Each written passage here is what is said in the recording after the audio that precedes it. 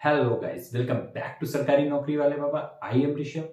जैसा कि मैं उम्मीद करता हूं कि आप लोग हमारी हिंदी की प्लेलिस्ट को फॉलो कर रहे होंगे और मैं ये भी उम्मीद करता हूं कि आप लोगों को हिंदी का समास टॉपिक धीरे धीरे समझ में आ रहा होगा। मैं अब तक अपने पिछले वीडियोस में समास, समास के दो भेद, अव्ययी भाव समास और तत्पुरुष समास पर चर्चा कर चुका हूं। अगर आपने अब तक वो वीडियोस नहीं देखे हैं तो आप आई बटन पे क्लिक करके देख सकते हैं। और आज हमारा टॉपिक है कर्मधारय समास, जो कि समास का तीसरा भेद है, कर्मधारय समास। तो आज हम लोग चर्चा करेंगे कर्मधारय समास के बारे में। तो चलिए शुरू करते हैं। कर्मधारय समास।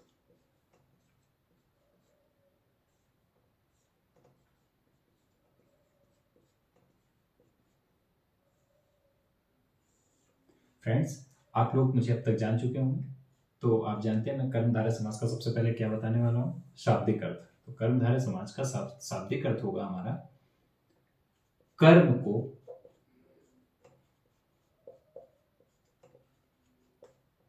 धारण करने वाला। ठीक है फ्रेंड्स, कर्म को धारण करने वाला। अर्थात अभी बात आपको समझ रही है तो क्या मतलब समझे। ऐसा शब्द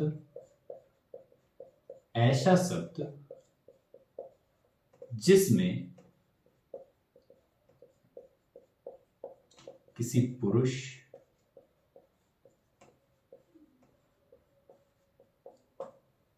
पदार्थ आदि के कर्म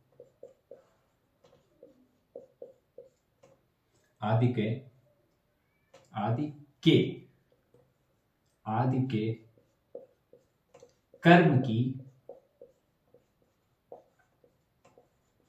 प्रधानता हो।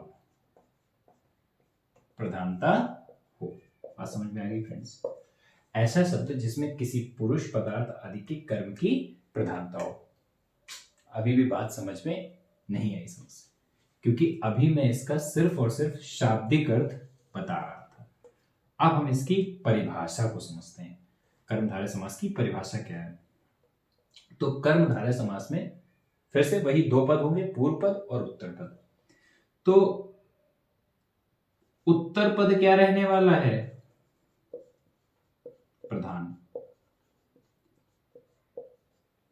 उत्तर पद इसमें क्या रहेगा, प्रधान पद रहेगा। और पूर्व पद एवं उत्तर पद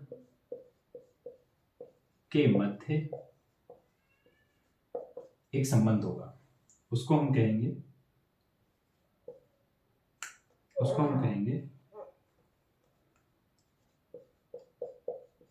उपमान उपमेय का संबंध, या फिर विशेषण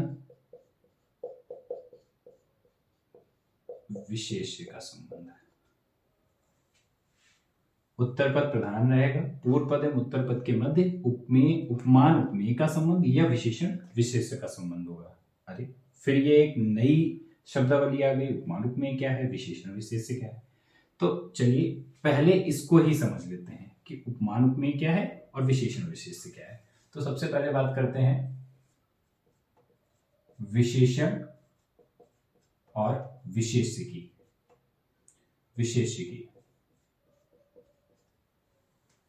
आपने एक शब्द सुना होगा, महापुरुष। बहुत आसानी से सुनने को मिल जाता है, महापुरुष।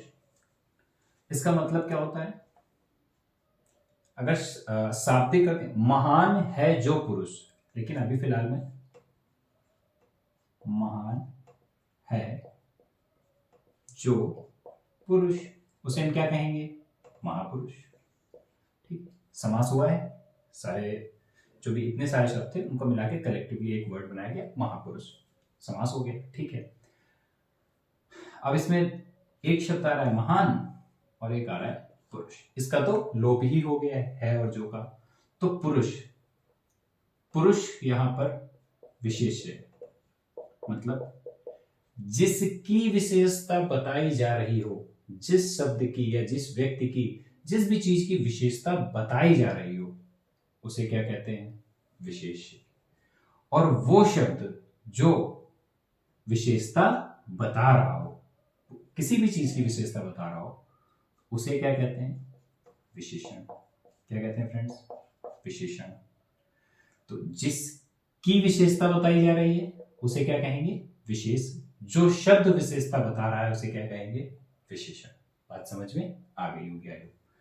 इसके बाद दूसरा टॉपिक इन्होंने क्या बता फंसाया हुआ है? उपमान और उपमेय का।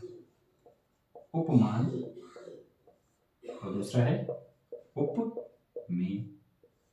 अरे ये क्या है, चलिए समझते हैं। जैसे आपने सुना होगा चंद्रमुख, मतलब इसका क्या है? चंद्रमा के समान मुख। ठीक है फ्रेंड्स, चंद्रमुख का मतलब क्या है? मतलब इसको कलेक्टिवली ऐसा बनाया गया, छोटा किया गया, मतलब समास हुआ है। चंद्रमा के समान मुख, चंद्रमुख होगा। ठीक है, यहां पे देखिए विशेषता नहीं बताई जा रही, यहां पर तुलना की जा रही है। तो जब विशेषता बताई जाती है तो विशेषण विशेष्य का कॉन्सेप्ट लगता है, और जब तुलना की जाती है तो उपमान उपमेय का कॉन्सेप्ट लगता है। ये शब्द उपमान है और ये शब्द मुख उपमेय है। आप कहेंगे फिर से बात नहीं समझ में आई, तो समझाते हैं। देखिए फ्रेंड्स, जिस चीज की तुलना की जा रही है, जिसकी तुलना की जा रही है उसे क्या कहेंगे? उपमेय। और जिससे तुलना की जा रही है उसे क्या कहेंगे? उपमान। मुख की तुलना की जा रही है तो वो क्या है? उपमेय। चंद्रमा से तुलना की जा रही है इसलिए वो क्या है? उपमान। जिसकी तुलना करेंगे वो उपमेय, जिससे करेंगे वो उपमान। आई होप फ्रेंड आपको उपमेय, उपमान और विशेषण विशेष्य का कॉन्सेप्ट समझ में आ गया होगा। अब चलते हैं वापस से कर्मधारय समास पर। तो कर्मधारय समास की अगर हम परिभाषा लिखना चाहें तो क्या हो जाएगा? ऐसा समस्त पद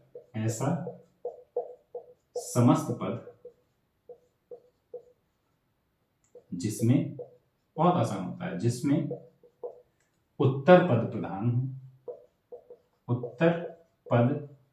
प्रधान हो तथा पूर्व पद तथा उत्तर पद में उपमान उपमेय या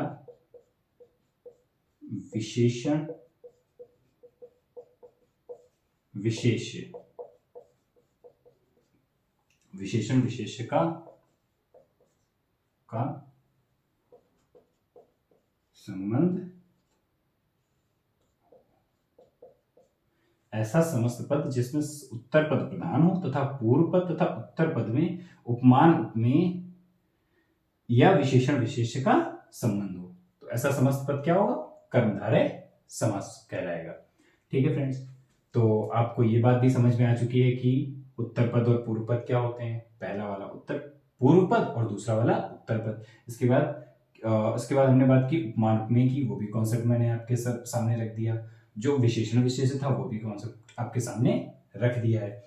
अब हम लोग बात करेंगे इसके उदाहरण के बारे में। तो दो उदाहरण तो आपको दिख ही रहे हैं, एक महापुरुष और एक चंद्रमुख।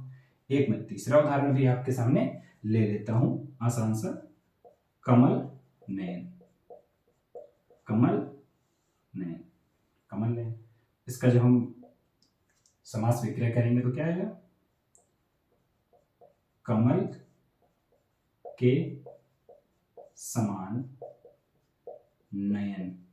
किसके समान है? कमल के समान नयन। ठीक है फ्रेंड्स, बहुत बढ़िया। इसके बाद एक एग्जांपल ले लेते हैं, अधपका। तो कहते नहीं है अधपका आम है, समझ में? तो मतलब आधा है जो पका, आधा है जो पका। तो इसमें भी क्या है? कमल नयन में भी क्या है? कर्मधारय समास है। अधपका में भी क्या है? कर्मधारय समास है।